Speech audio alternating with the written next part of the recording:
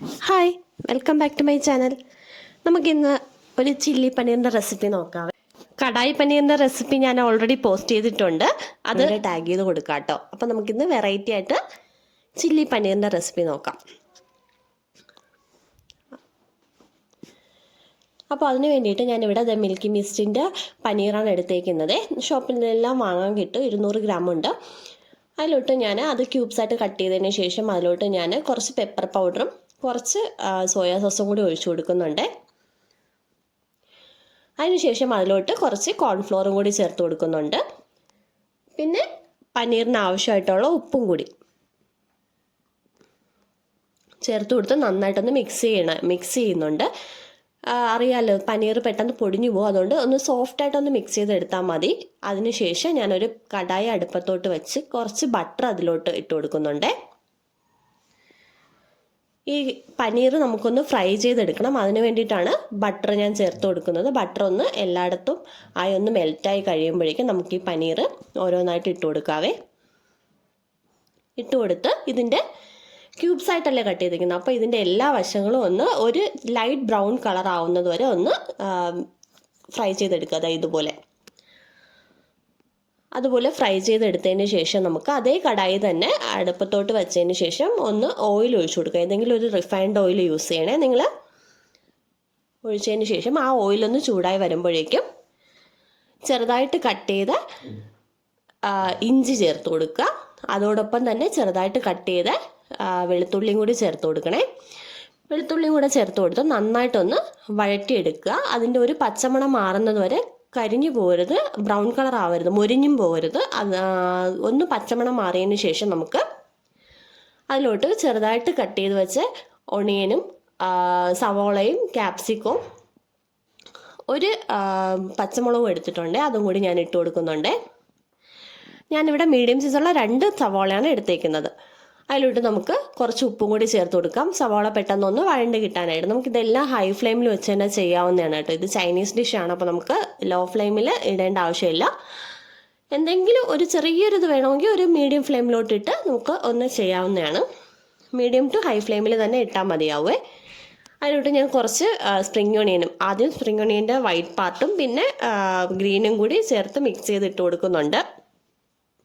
Spring onion ചേർത്ത് കഴിഞ്ഞാൽ ഇതിനൊരു പ്രത്യേക ടേസ്റ്റ് വരും, അതാണ് അതിന് ഞാൻ അങ്ങനെ ചേർക്കുന്നത്. പിന്നെ ഒരു ചെറിയ സവാള എടുത്ത് ഒന്ന് ക്യൂബ്സായിട്ട് കട്ട് ചെയ്ത് ഈ സവാള ഒന്ന് ഫൈനലി ചോപ്ഡ് ആയിട്ടുള്ള സവാള ഒന്ന് വഴണ്ട് വരുമ്പോഴേക്കും അതിലോട്ട് ഞാൻ ചേർത്ത് കൊടുക്കുന്നുണ്ട്. ഒരു പകുതി ക്യാപ്സിക്കം കൂടി ക്യൂബായിട്ട് കട്ട് ചെയ്ത് ചേർത്ത് കൊടുക്കുന്നുണ്ട്. അതിനുശേഷം അത് അവിടെ വെന്തോളും. ഒന്ന് മീഡിയം ഫ്ലെയിമിലോട്ട് ആക്കി വെച്ചതിന് ശേഷം നമുക്ക് സോസ് ഒന്ന് മിക്സ് ചെയ്യാം. ആദ്യം ഞാൻ ഒരു ബൗൾ എടുത്തതിന് ശേഷം ടൊമാറ്റോ സോസ് ചേർത്ത് കൊടുക്കുന്നുണ്ട്. അതിലോട്ട് നമുക്ക് കുറച്ച് സോയാ സോസും കുറച്ച് കോൺഫ്ലോറും കൂടി ചേർത്ത് കൊടുക്കുക കേട്ടോ. ചേർത്ത് കൊടുത്തതിന് ശേഷം നോർമലായിട്ടുള്ള വെള്ളം തന്നെ കുറച്ച് ഒഴിച്ച് ഒന്ന് നന്നായിട്ടൊന്ന് ഒരു ഫോർക്ക് വെച്ച് നന്നായിട്ടൊന്ന് കട്ടകളില്ലാതെ ഒന്ന് മിക്സ് ചെയ്തെടുക്കണേ. കട്ടകളില്ലാതെ ഞാൻ നന്നായിട്ട് മിക്സ് ചെയ്തെടുക്കുന്നുണ്ട്. ഫോർക്ക് വെച്ചിട്ടാകുമ്പോൾ ഫോർക്കോ വിസ്കോ എന്തെങ്കിലും വെച്ചിട്ടൊന്ന് മിക്സ് ചെയ്തെടുത്താൽ മതിയാവും. അതും കൂടി ചേർത്തതിന് ശേഷം ഇത് കണ്ടോ, നന്നായിട്ട് വഴണ്ട് വന്നിട്ടുണ്ട്. ഈ ക്യൂബ്സ് ആയിട്ടിരിക്കുന്ന ഒണിയനൊക്കെ ഒന്ന് കളറ് ഒന്ന് ജസ്റ്റ് ഒന്ന് വേവ് അല്ല, ഒന്ന് ജസ്റ്റ് ഒന്ന് കുഴഞ്ഞാൽ മാത്രം മതി കേട്ടോ. ഇതാവുമ്പോഴേക്കും നമുക്ക് ഈ സോസ് ചേർത്ത് കൊടുക്കാം. സോസ് ഒന്ന് ചേർത്ത് കൊടുത്ത് നന്നായിട്ടൊന്ന് ഇളക്കി സോസ്. അപ്പോൾ നമുക്ക് ഫ്ലെയിം ഹൈ ഫ്ലെയിമിൽ തന്നെ വയ്ക്കാം. അതൊന്ന് ഈ സോസ് ഒന്ന് തിളച്ച് വരണം. നമ്മൾ വെള്ളവും കൂടി ചേർത്തിട്ടുണ്ടല്ലോ, അപ്പോൾ തിളച്ച് അതൊന്ന് കട്ടിയായിട്ട് വരണം. നമ്മൾ കോൺഫ്ലോർ ചേർത്തിട്ടുള്ളതുകൊണ്ട് പെട്ടെന്ന് കട്ടിയായി കിട്ടും കേട്ടോ. അതിലോട്ട് നമുക്ക് കുറച്ച് ഇതൊന്ന് തിളച്ച് വരുമ്പോഴേക്കും നമുക്ക് കുറച്ച് പെപ്പർ പൗഡറും കൂടി ചേർത്ത് കൊടുക്കാം. നമ്മുടെ എരിക്കനുസരിച്ച് പെപ്പർ പൗഡർ നമ്മൾ ചേർക്കുക. ചേർത്തതിന് ശേഷം നമുക്ക് ഫ്രൈ ചെയ്ത് വെച്ചേക്കുന്ന പനീർ അതിലോട്ട് ചേർത്ത് കൊടുക്കുക കേട്ടോ.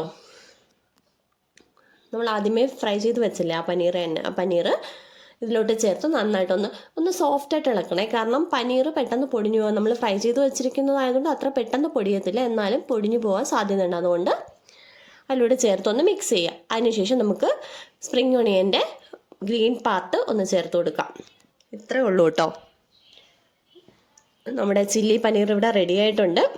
കുറച്ച് സമയത്തെ ജോലി മാത്രമേ ഉള്ളൂ കേട്ടോ. ഇത് കണ്ടോ, ഞാൻ കുറച്ച് വൈറ്റ് കളർ എള്ളും കൂടി ഇട്ട് കൊടുക്കുന്നുണ്ട്. അത് ഓപ്ഷണലാണ്. ഞാൻ വീഡിയോ എടുക്കുന്നതുകൊണ്ട് ഒരു ഭംഗിക്ക് ചേർത്തു എന്നേ ഉള്ളൂ. നിങ്ങൾക്ക് വേണമെങ്കിൽ സ്കിപ്പ് ചെയ്യാം കേട്ടോ. പ്രത്യേകിച്ച് ടേസ്റ്റ് ഒന്നും അത് കിട്ടുന്നില്ല. നമുക്ക് ആ ഭംഗിക്ക് വേണ്ടി മാത്രം ചേർക്കുന്നതാണ്. കണ്ടോ, അപ്പോൾ ഞാനിവിടെ റെഡിയാക്കി എടുത്തിട്ടുണ്ട്. അപ്പോൾ എല്ലാവരും ഒന്ന് ട്രൈ ചെയ്ത് നോക്കുക. ഫ്രൈഡ് റൈസിൻ്റെ കൂടെയൊക്കെ ബെസ്റ്റ് കോമ്പിനേഷനാണ് കേട്ടോ. ചില്ലി ചിക്കനൊക്കെ മാറി നിൽക്കും ആ ഒരു കോമ്പിനേഷനാണ്. അപ്പോൾ എല്ലാവരും ഒന്ന് ട്രൈ ചെയ്ത് നോക്കുക. വീഡിയോ ഇഷ്ടപ്പെട്ടാൽ ലൈക്ക് ചെയ്യുക, ഷെയർ ചെയ്യുക, ചാനലും കൂടി സബ്സ്ക്രൈബ് ചെയ്ത് സപ്പോർട്ട് ചെയ്യണേ. താങ്ക്